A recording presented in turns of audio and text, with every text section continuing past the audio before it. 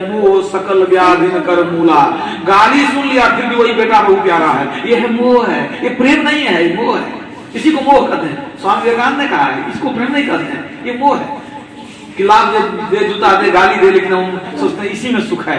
यही है कि धन दारा और सुतन में रहे लगाए चित्त, क्यों रही खोजत नहीं गाढ़े दिन को मित्र।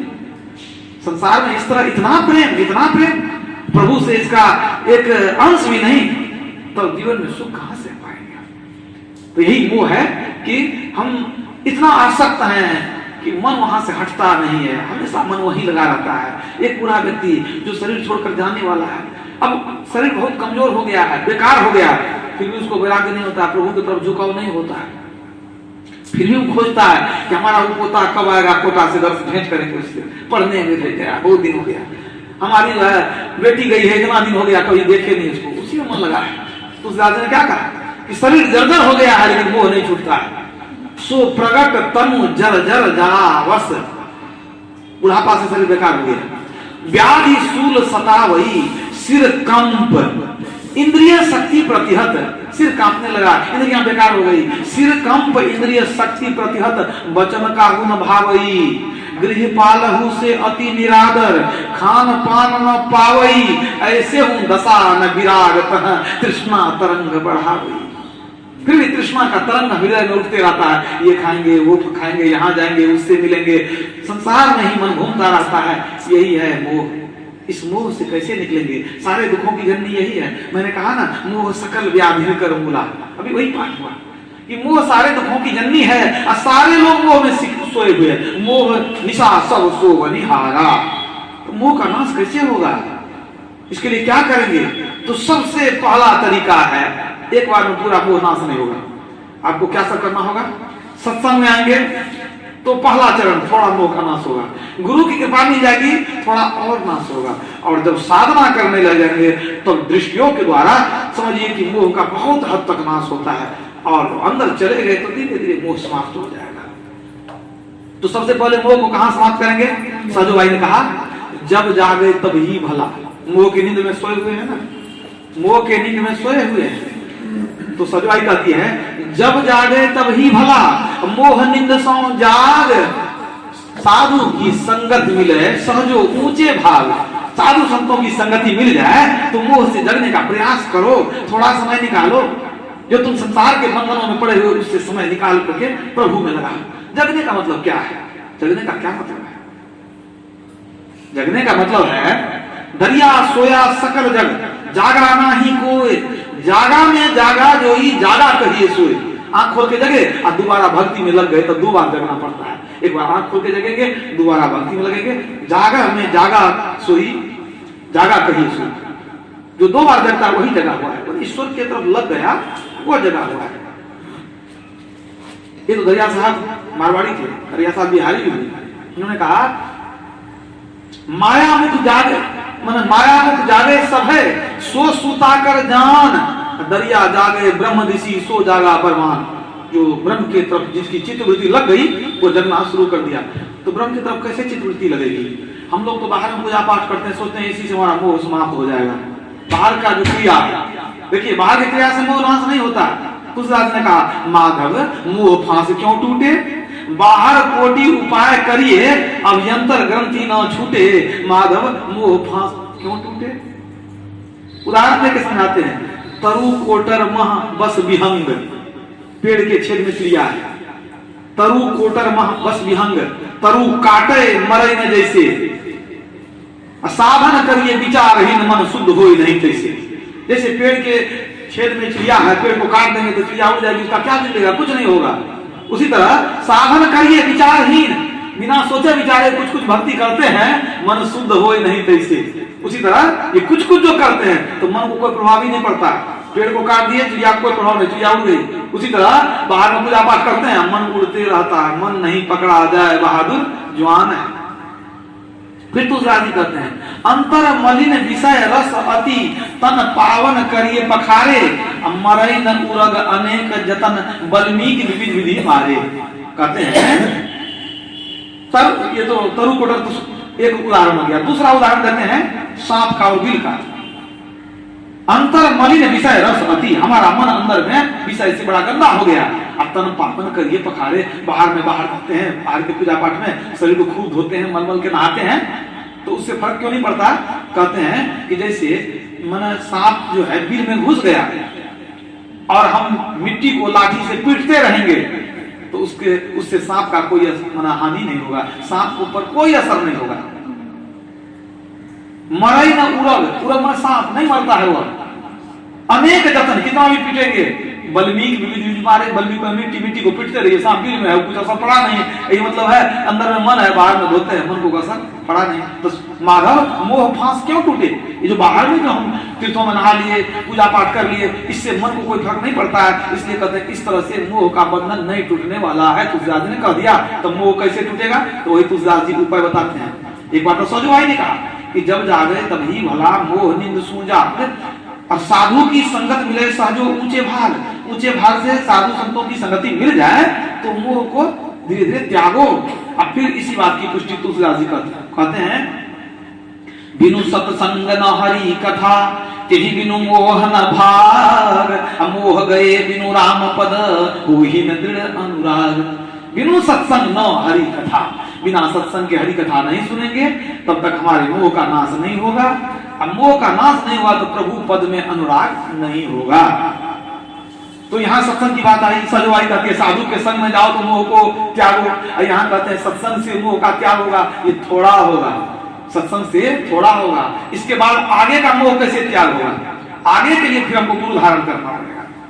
ब्रह्मांड जी ने कहा, ऐसी करी गुरुदेव कृपा, मेरे मोह का बंधन तोड़ दिया, दौड़ रहा दिन रात सदा, जग के सब कार विहारण में, सपने सम दृश्य दिखाए मुझे, मेरे चंचल मन को मोड़ दिया।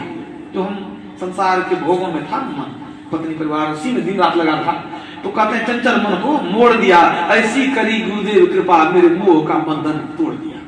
कोई शेष गणेश महेश रटे, कोई पूजत पीर पैगंबर को, सब ग्रंथ छुड़ा करके, सब पंथ ग्रंथ छुड़ा करके एक ईश्वर में मन जोड़ दिया। ऐसी करी गुरुदेव कृपा, मेरे मोह का बंधन तोड़ दिया।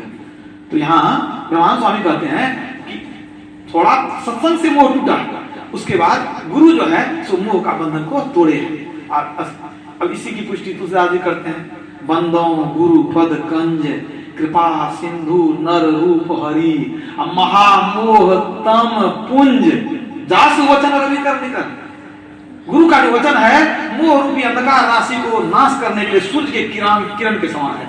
जैसे सूर्य के किरण पड़ते ही अंधकार का नाश होता है, इस तरह गुरु के वचन को सुनते रहेंगे तो महामोह तम पुंज, जासु वचन रवि कर निकल। गुरु के वचन से हमारे मोह का धीरे धीरे नाश होगा।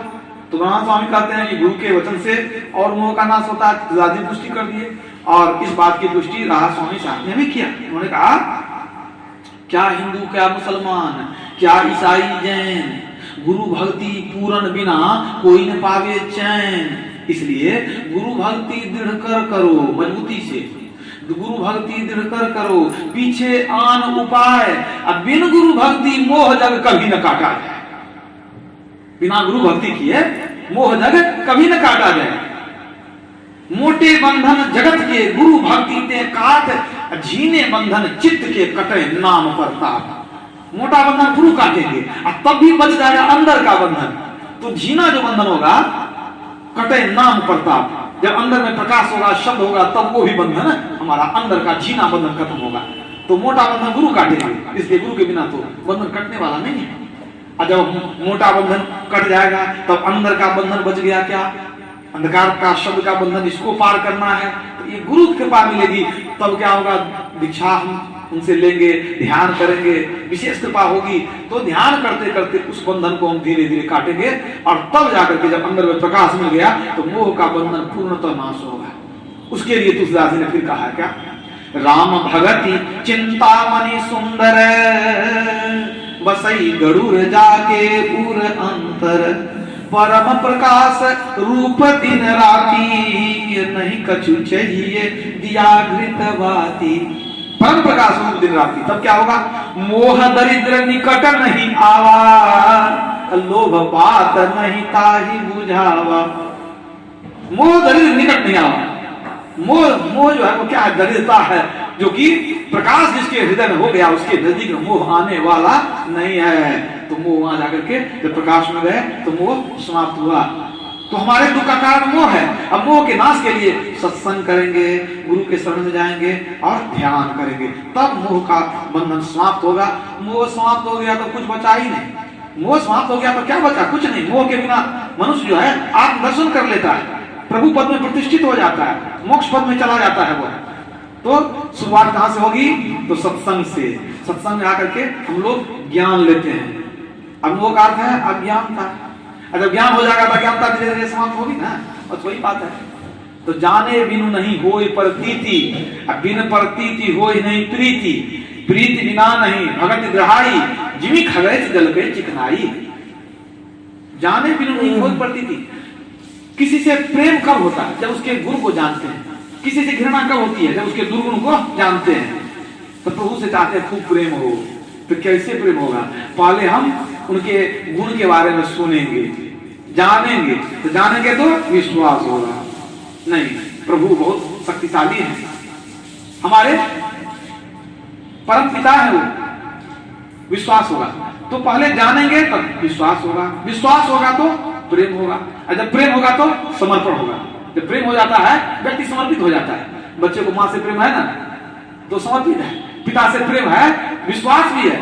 पहले जाना कि मेरा पिता है, फिर विश्वास हुआ जो हमारा हितकारी है ये, और उसके बाद प्रेम हो गया, प्रेम के बाद समर्पण हो गया। बाप बच्चे को गोद में लेता है, हाथ में लेता है, उठा करके आकाश में फेंक देता है, फिर उसको फिर हाथ में ले लेता है। ठीक है, बच्चा ऊपर जा रहा है, हंसते हुए जा रहा है, वो पूछता है पिता हमको जरूर ले लेंगे। अगर वो पूछे कि हाथ हटाने का तब क्या होगा? वो बच्चा रोएगा, वो कभी हंसेगा नहीं। उसको पता है हमारे पिता है, विश्वास हो गया, विश्वास से प्रेम हो गया। अब प्रेम में क्या हो गया? समर्पण हो गया। समर्पण मतलब अब जैसे आप रखिए, अब हमको कुछ चिंता नहीं है, जैसे आप रखिए, मतलब हमको विश्वास है आप हमारे लिए अच्छा करेंगे, ये समर्पण भाव है। हमको अपनी चिंता करने की जरूरत नहीं है। इसलिए संत ने कहा जैसी खुशी हो तेरी, समर्पित हो गए। जैसी खुशी हो तेरी, खूब नाच तू नचा ले, खूब छानबीन कर ले, अच्छी तरह तपा ले, राजी हूं मैं उसी में जिसमें तेरी रजा है, यूं भी वाह हुआ है वो भी वाह हुआ है। आप जैसे रखेंगे हम उसमें प्रसन्न है।